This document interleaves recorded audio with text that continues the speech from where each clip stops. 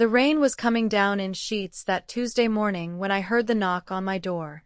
Not the polite tap-tap of a neighbor or the cheerful ring of the doorbell, but a firm, insistent pounding that demanded attention.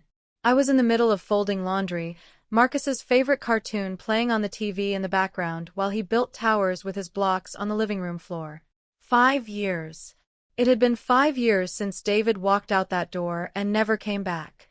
5 years of questions, investigations, dead ends, and eventually, the painful acceptance that my husband was gone. Not dead, according to the authorities who couldn't find a body. Not alive, according to my breaking heart that had stopped hoping for his return. I opened the door to find a woman I barely recognized. Catherine Hart, David's younger sister, stood on my porch looking like she'd stepped out of a fashion magazine. The last time I'd seen her was at David's memorial service 3 years ago, when we'd held a ceremony despite having no body to bury. She'd been thin then, dressed in black, her face gaunt with grief. Now she looked transformed. Her hair was perfectly styled. She wore an expensive-looking camel coat, and behind her, parked at the curb, was a gleaming black Mercedes that probably cost more than my annual salary. "Catherine," I managed, my confusion evident. "What are you doing here?" She didn't smile. Her face was serious, almost grim. "Get in the car, Nina. Now." "What?" "I don't understand. I can't just. It's about David." Those 4 words froze me in place. "I know where he is." The world tilted. I gripped the doorframe to steady myself. "That's not funny. That's not even remotely. I'm not joking. I found him. But we don't have much time, and I can't explain here. You need to get your son and come with me right now." Marcus appeared at my side, pressing against my leg. At 5 years old, he barely remembered his father. David had disappeared when Marcus was just 6 months old. "Mommy, who's that?" I looked down at my son, then back at Catherine. Every rational part of my brain was screaming that this was insane. You don't just get in a car with someone who shows up unannounced claiming to know where your supposedly dead husband is. But there was something in Catherine's eyes, an urgency mixed with something else. Fear, maybe. Or desperation. "Where is he?" I asked quietly.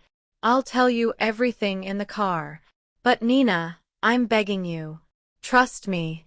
We need to leave now." Is he alive?"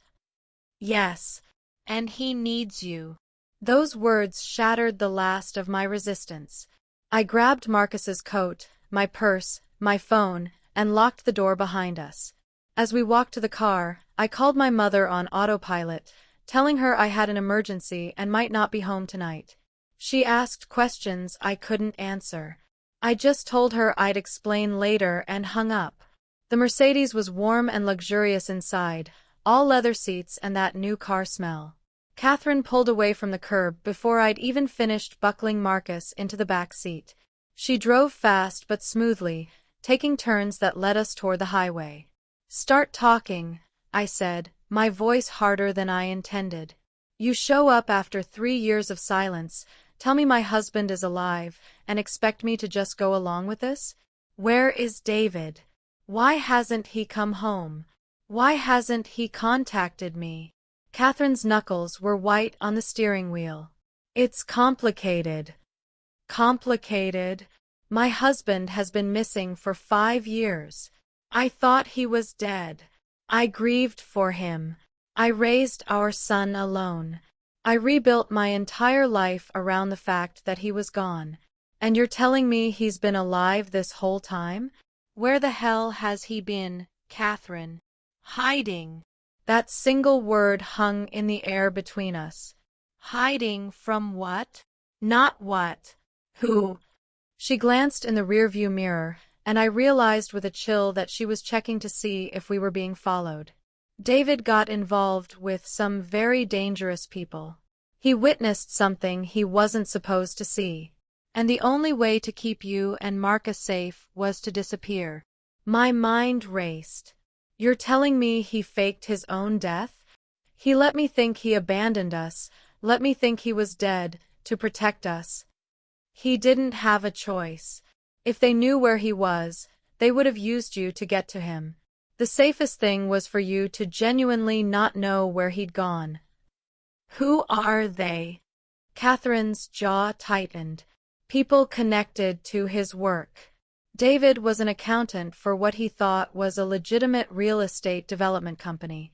Turns out they were laundering money for a criminal organization. David found out by accident.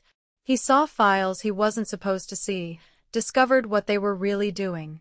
He tried to do the right thing, tried to go to the authorities. But someone tipped them off before he could. I remembered that last month before David disappeared. He'd been stressed, distracted. He'd snap at small things, then apologize profusely. He'd stopped sleeping well. I thought it was just work pressure, maybe a midlife crisis starting early. I'd had no idea he was carrying a secret that would eventually tear our lives apart. So he ran, I said flatly. He ran to protect you. They threatened to kill his family if he talked. He had evidence, Nina. Documents, recordings, enough to bring down some very powerful people. But he needed time to figure out how to use it safely. So he staged his disappearance, made it look like he'd been in an accident, his car found abandoned by the river. He went into hiding. For 5 years. He's been working with federal investigators, building a case. But it took time because these people have connections everywhere. Police, judges, politicians. David had to be sure about who he could trust. I looked out the window as we merged onto the highway heading north. Why now? Why tell me after all this time? Catherine's expression darkened. Because they found him. Someone leaked his location. He's in danger, and we're running out of time to get him somewhere safe. That's why I came to get you. He wants to see you and Marcus before he has to disappear again. This might be your only chance. The weight of it all pressed down on me. 5 years of grief, of struggling to make ends meet on a single income, of explaining to our son why Daddy wasn't coming home. 5 years of loneliness and heartbreak. And all along, David had been alive, hiding, making the impossible choice between his family and our safety. I'm angry, I said quietly. I know I shouldn't be. I know he did what he thought he had to do. But I'm so angry, Catherine. You have every right to be. But Nina, he's been suffering too. Not a day went by that he didn't think about you and Marcus. He has pictures of you both everywhere. He follows Marcus's life through the photos you post online. He's been dying inside, separated from his family. Then he should have found another way, I said, tears burning in my eyes. He should have trusted me. We could have figured it out together. Maybe. Or maybe you'd both be dead. These people don't mess around. They've killed witnesses before. David was trying to keep you alive. We drove in silence for a while. Marcus had fallen asleep in the back seat, his small form peaceful and innocent. He was about to meet a father he didn't remember, a father who existed only in photographs and the stories I told him. Where are we going? I asked. A safe house about 3 hours north. David's been staying there under federal protection while they finalize the case. But the leak compromised the location. They're moving him tonight to another facility, somewhere even I won't know. This is your only window to see him. And after this? What happens after tonight? Catherine's voice was heavy with sadness. I don't know. If everything goes according to plan, if the case goes to trial and they put these people away, maybe David can come home. Maybe you can have your life back. But that could take months, even years. And there's no guarantee it'll work out that way. So this is goodbye, I whispered. I'm going to see him for a few hours, and then he's going to vanish again. I'm sorry. I know this isn't fair. None of this is fair. The rest of the drive passed in a blur. We stopped once for gas and bathroom breaks. Catherine bought sandwiches that I couldn't bring myself to eat. Marcus woke up confused, asking where we were going. I told him we were going on an adventure to meet someone special. I didn't tell him it was his father. I didn't know how. The sun was setting when we turned onto a remote dirt road that wound through dense forest. My heart was pounding so hard I could hear it in my ears. After all these years, after all the grief and anger and desperate longing, I was about to see David again. The safe house was a modest cabin set back from the road, surrounded by trees. There were no other houses in sight, no neighbors, just isolation and silence. 2 cars were parked outside, both dark sedans that screamed federal agents. Catherine parked and turned to me. There are agents inside. They're going to be watching everything, listening to everything. Don't say anything about the investigation. Don't ask David for details. Just be with him. Let Marcus see his father. That's what matters right now. I nodded, unable to speak. I unbuckled Marcus, who was sleepy and cranky from the long drive. We walked to the door, and Catherine knocked in a specific pattern. The door opened immediately, revealing a stern-looking man in a dark suit. "Mrs. Hart," he said, nodding to Catherine. "This way." We followed him through a simple living room with worn furniture and bare walls. It looked like a place people passed through but never really lived in. He led us down a short hallway and stopped at a closed door. "He's inside," the agent said. "You have 2 hours. Make them count." He opened the door and stepped aside. I walked in holding Marcus's hand, my heart in my throat. David sat at a small table by the window, his back to us. When he heard the door, he stood and turned around, and I forgot how to breathe. He looked different, older. There were lines on his face that hadn't been there before, gray in his hair at the temples. He'd lost weight, and there was a weariness in his eyes that hurt to see. But it was him. It was really him.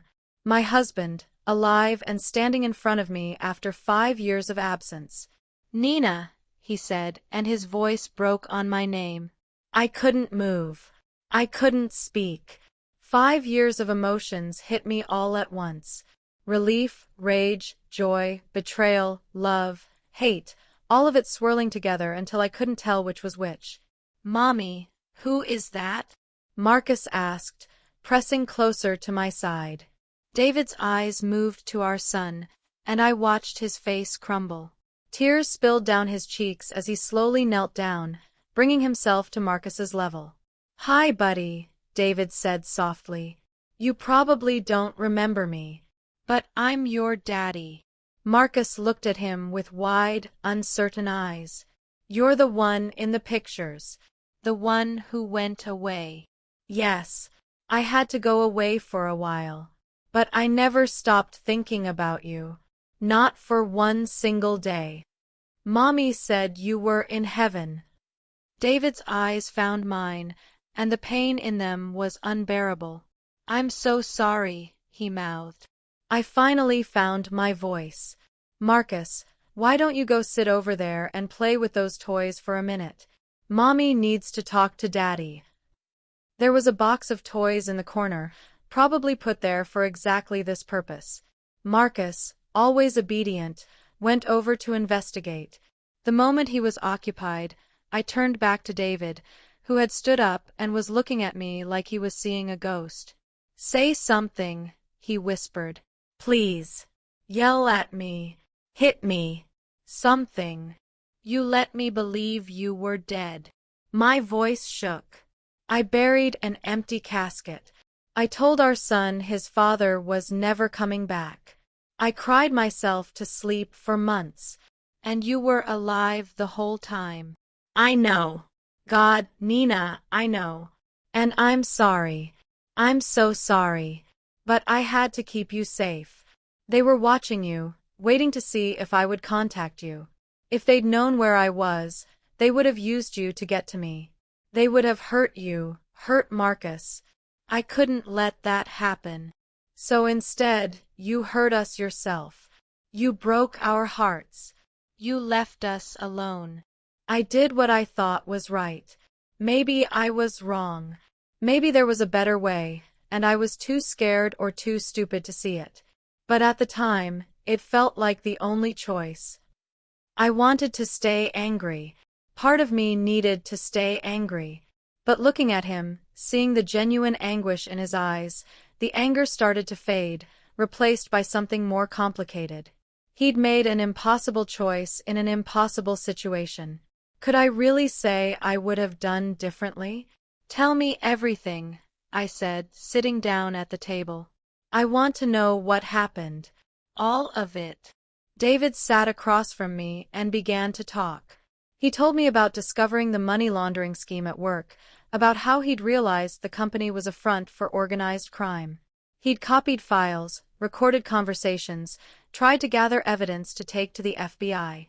But someone had warned the criminals. They'd confronted him in the parking garage, told him they knew what he was doing.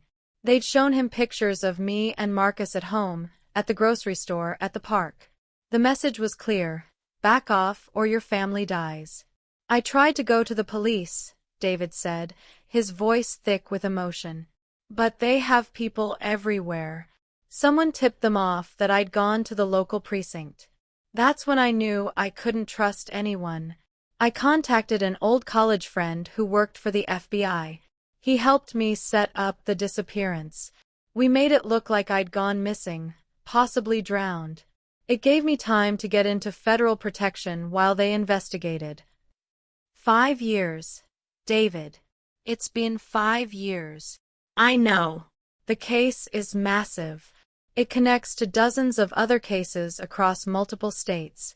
Every time they thought they had it wrapped up, new connections emerged. But they're close now. Really close. Within a few months, this should all be over. The trials will happen, and these people will go to jail. And then what? You just come home and we pretend none of this happened. He reached across the table, stopping just short of touching my hand. I don't know what happens then. I don't know if you can forgive me. I don't know if Marcus will ever really know me as his father. I don't know if we can rebuild what we had. But I want to try. If you'll let me, I want to try. I looked at his hand, so close to mine. Part of me wanted to take it, to close that gap, to pretend that 5 years hadn't passed. But another part of me, the part that had learned to be strong on my own, that had learned to be both mother and father to our son, wasn't sure I could go back to being someone's wife. I don't know if I'm the same person anymore, I said honestly. I had to become someone different to survive. I had to be stronger, more independent. I had to make all the decisions alone, carry all the burdens alone. I'm not sure I know how to share that load anymore.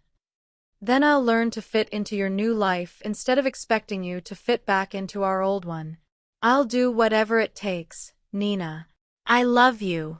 I never stopped loving you. I never stopped loving you either. But love isn't always enough, is it? Love didn't keep you here. Love didn't make any of this easier. No, he admitted. But maybe love can help us find a way forward, even if it's a different way than we imagined. We talked for the rest of the 2 hours. We talked about practical things, like finances and Marcus's schooling and the house we'd lived in that I'd had to sell because I couldn't afford the mortgage alone. We talked about the investigation and what would happen next. And we talked about the time we'd lost, the moments we'd missed, the life we should have had. Marcus eventually warmed up to David, especially when David got down on the floor and played cards with him. I watched them together, my husband and my son, and felt my heart breaking and healing at the same time. Marcus deserved to know his father. He deserved to have David in his life, even if that life looked different than I'd once planned. Too soon, Catherine appeared at the door. Time's up. They need to move him. David held Marcus tight, his face buried in our son's hair. I love you, buddy. Be good for mommy, okay? And remember that daddy loves you very much, even when I can't be there. Will I see you again? Marcus asked in his small voice. Yes, I promise. When it's safe, I'll come home, and we'll have all the time in the world together. He set Marcus down and turned to me. We stood facing each other, a million unspoken things hanging between us. Finally, he pulled me into his arms, and I let him. I let myself have this moment, let myself remember what it felt like to be held by the man I'd married, the man I'd thought I'd lost forever. I'm going to make this right, he whispered into my hair. However long it takes, whatever I have to do, I'm going to make this right. Just come home, I said. That's all I want. Just come home when you can. I will. I swear I will. The drive back was harder than the drive up had been. Marcus fell asleep almost immediately, exhausted from the emotional day. Catherine was quiet, letting me process everything in my own time. Thank you, I finally said as we neared my house. For bringing me to him. For giving us that time. He's my brother. And you're my sister, even if the marriage certificate says otherwise. I couldn't let you go on thinking he was dead when he wasn't. What happens now? Now you go back to your life. You keep being the amazing mother you've been. You keep being strong. And you wait. It won't be forever, Nina. This will end. And if it doesn't, if something goes wrong, then at least you'll know he tried. At least Marcus will know his father loved him. That has to count for something. She pulled up in front of my house. The lights were on. My mother must have come over when I didn't return. I'd have to explain everything to her, though I wasn't sure where to even begin. Will I see you again? I asked Catherine. Probably not for a while. It's safer if we keep our distance until this is all over. But I'll be thinking of you both. And when David comes home, when this nightmare finally ends, I'll be there. We'll all be there. I carried Marcus inside, where my mother indeed waited, full of questions I couldn't fully answer. I put Marcus to bed and then sat with her in the kitchen, telling her a simplified version of the truth. Her face went through a range of emotions: shock, anger, relief, confusion. Finally, she just held me while I cried. The next few months were strange. I went through the motions of my regular life, working my administrative job, taking care of Marcus, maintaining our little household. But everything felt different now. I wasn't a widow anymore. I was a wife whose husband was alive but unreachable. I didn't know if that was better or worse. I found myself thinking about David constantly, wondering where he was, if he was safe, if he thought about us as much as we thought about him. I still wore my wedding ring. I'd taken it off after the memorial service, put it away in a drawer.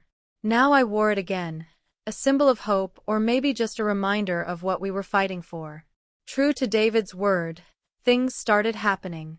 The news reported a massive federal investigation into a criminal organization operating under the cover of legitimate businesses. Arrests were made.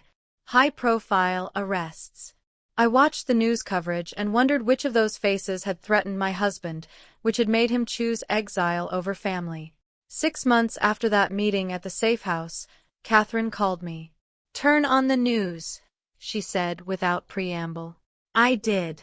The lead story was about indictments being handed down in what prosecutors called one of the largest organized crime cases in decades. Dozens of people were being charged, including several prominent business leaders and even a few government officials. The reporter mentioned that a key witness had provided crucial evidence that had made the case possible. "Is he safe?" I asked Catherine, my hands shaking. "He will be. The trials will take time, but the immediate danger is over. These people are in custody. They can't hurt him anymore. They can't hurt you. When can he come home?" "Soon. He has to testify," Probably multiple times. But after that, he'll be released from protection. He can come home. I didn't tell Marcus. I couldn't bear to get his hopes up only to have them crushed if something went wrong. But I felt lighter than I had in years. The end was in sight. The nightmare was almost over. The trials dominated the news for months. I watched when I could, though the legal proceedings were often boring or too technical to follow. But I caught glimpses of David once or twice, being escorted into the courthouse by federal marshals. He looked older, tired, but alive. That was all that mattered. Finally, on a crisp autumn day nearly 8 months after our reunion at the safe house, I got the call I'd been waiting for. Nina. David's voice on my phone was clear, strong, real. It's over. The verdicts came in today. Guilty on all counts. I'm free. I'm coming home. I sank to the floor right there in my kitchen, the phone pressed to my ear, tears streaming down my face. When? Tomorrow. I'll be there tomorrow morning. I'm coming home, Nina. I'm finally coming home.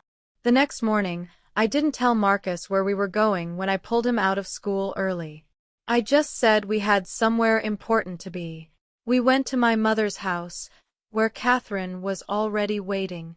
The four of us sat in the living room, tension and anticipation making the air feel electric. At exactly 10 o'clock, a car pulled up outside. A plain sedan, government-issued but unremarkable. The door opened, and David stepped out. He looked different in the daylight, on my mother's suburban street, than he had in that safe house. He looked real. He looked like he belonged here, in our world, in our lives. He walked up the path to the front door, and I met him there, pulling it open before he could knock. For a moment, we just looked at each other. Then he smiled, that familiar smile I'd fallen in love with so many years ago, and I was in his arms. We held each other on my mother's front porch, crying and laughing, while our son watched through the window. I'm home, David said. I'm really home. Yes, I whispered back. You're home. The road ahead wouldn't be easy. We had years of lost time to make up for, wounds to heal, trust to rebuild. David had to testify in several more trials over the coming year. He had to adjust to being a father to a 6-year-old who barely knew him. I had to learn to share my life again after years of independence. But we had time now. We had safety. We had each other. And sometimes, that's all you need to start rebuilding a life. Marcus eventually ran outside, and David swept him up in his arms, spinning him around while our son squealed with delight. My mother and Catherine stood in the doorway, both crying happy tears. And I stood there watching my family, whole again after so many years of being broken, and let myself believe that maybe, just maybe, we were going to be okay. That night, after Marcus was finally asleep, David and I sat together on the couch in the house I'd been renting. It wasn't the home we'd shared before, but it was ours now. We talked about everything and nothing, just being in each other's presence, relearning how to be together. I know I have a lot to make up for, David said. I know sorry isn't enough, but I want to try. I want to be the husband and father you both deserve. I took his hand, feeling the familiar calluses, the wedding ring he'd never taken off even in hiding. We'll figure it out. Day by day, we'll figure it out together. Together, he echoed. I like the sound of that. Outside, the world kept spinning. But inside, in our little rented house with our son sleeping down the hall, we had found our way back to each other. The journey had been long and painful, marked by sacrifice and separation. But we'd survived. We'd made it through to the other side. And when Marcus woke up the next morning and came running into our room, jumping on the bed between us, demanding pancakes and stories and attention from his daddy, I knew we were going to be just fine. Different than we'd been before, shaped by years of hardship and separation, but still a family. Still whole.